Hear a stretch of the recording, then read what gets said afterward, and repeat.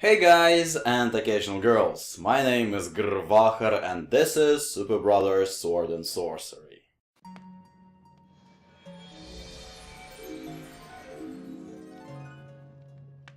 Well, what we have here is one more indie game, and before playing it I knew nothing about it. I just saw some screenshots and I liked the graphic style. So I decided to give it a try, and you know what, I was right to do so, and here's why. As usual, story first, but it is a 4-hour game, so the story is pretty simplistic. A Skivian woman in search of a book called Megatome awakes the darkness that was protecting it, so she has to deal with it.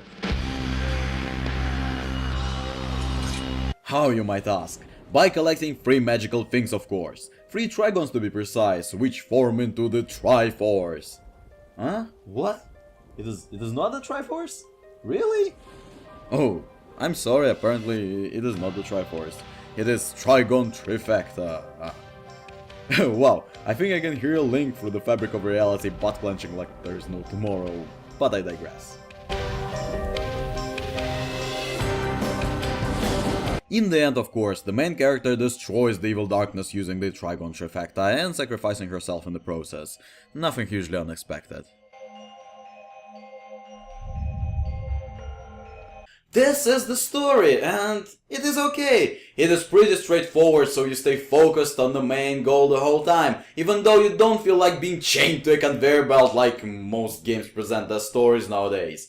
Few characters that are in the game are well developed. The main character is relatable, and in the end you might even feel sad for her. The world itself feels genuine, unfortunately being pretty small.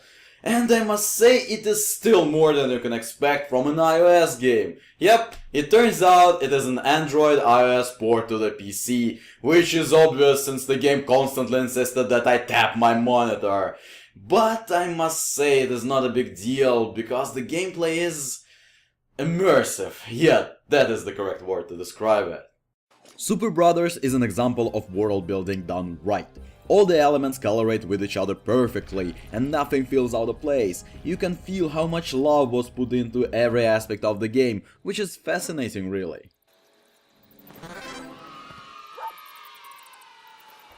Look at the background. The detailization is just amazing. Unfortunately, as I said, the world is pretty small, but every area in it is done with great attention to detail. There is no pixel out of place. On top of that, characters. Their design is memorable, but what impressed me is the animation. Holy shit, it makes the difference. Animation is so good you actually feel that this weird deformed person constructed from 20 pixels is alive and breathing and not even repulsive in the slightest.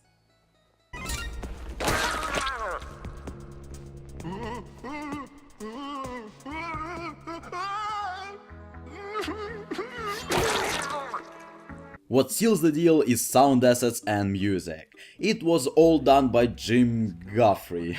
I hope I pronounced his name correctly. I'm telling you, he has done an amazing job. His sounds and music is the final piece to the puzzle that makes the world feel alive.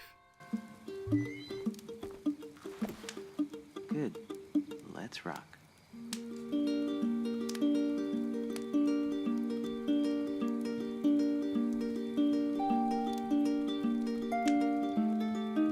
Funny thing, if you remove even one of the elements, the whole world will fall apart. What is beautiful is how everything comes together. And what was even more surprising with all that wonderful aesthetics extravaganza, the gameplay is not shit as well.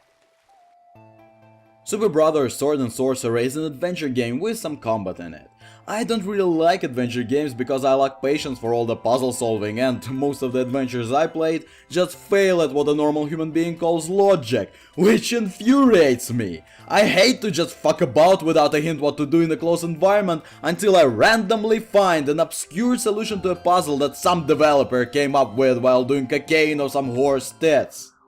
But the creators of Superbrothers prefer mushrooms. No, really, even in game you eat mushrooms to restore health and see beautiful things. Yeah, so their mushroom consumption allowed them to design puzzles the way they have intuitive solutions most of the time, putting an emphasis on most of the time. And I know I suck at adventure games, but please tell me, how could I know that here I should have tapped trees?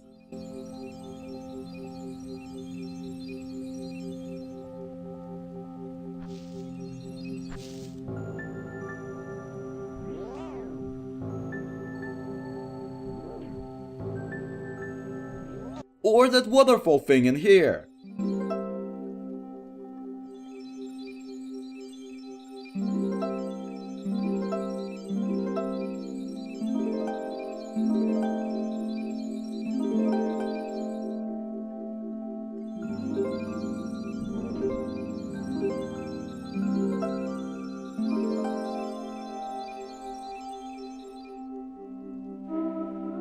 But thankfully, most of the puzzles are pretty logical. You just find a thing that is out of place, and if you are stuck, a minute of random clicking usually helps.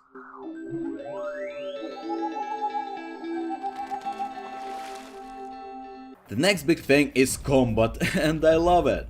It is very simplistic, but for what it is, combat is good to the point I wish the same guys would improve it with new mechanics and make a game based around it. It actually requires skill. Not a whole lot of skill, but it is not just random button mashing. Every opponent you fight has attack patterns which you have to learn in order to beat them.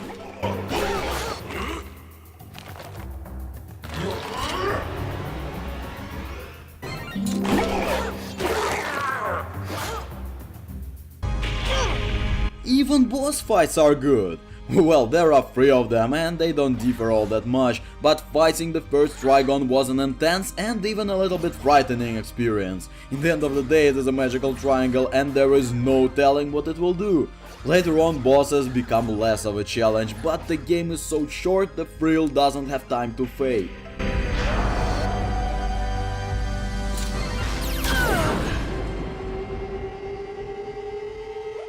And again, sound assets add impact to combat, so your 10 pixels of a shield and 3 pixels of a sword feel more real than fully rendered models in other games. But with all that said, there is still stuff I don't like. The problem I feel lies in platforms the game was made for. I don't believe an immersive experience can be achieved on any handheld device. The reason is most people use handhelds in situations they don't want to immerse in anything serious, or it is impossible to do so, which is the problem Superbrothers can suffer greatly from. Developers try to mend it with breaking the fourth wall constantly, and the way they do it might help. Even though I don't know for sure, but what I know for sure is freaking triples the experience while playing on the PC. For me at least. And yes, these fourth wall breaking jokes are adorable at times, but let me ask the devs this. Were you financed by Twitter or is it just a trick to get cheap publicity? Constant suggestions to tweet stuff from the game are freaking annoying. The game tells you that socializing improves the experience, but how? Is it built into the mechanics, so if you tweet you get different ending or something? I don't know, but it sounds like the dumbest idea ever. Even freaking Megatome that reads people's minds looks like the goddamn Twitter. It is a mild annoyance, but the cynic in me just couldn't shut up about it. Anyways, my advice is to get this game, you won't regret it for sure. I don't even like adventure games and I still had a lot of fun with it. The world, the characters, the music will bring you a ton of positive emotions and even the game's agenda makes sense. Besides, the devs that can combine great aesthetics with great gameplay should be supported and given chance to make bigger, better games. The name's GrrrVahrrr and I shall see you from within my next video. Goodbye, goodbye, see you again. Goodbye, goodbye, see you, my friends. Goodbye, goodbye.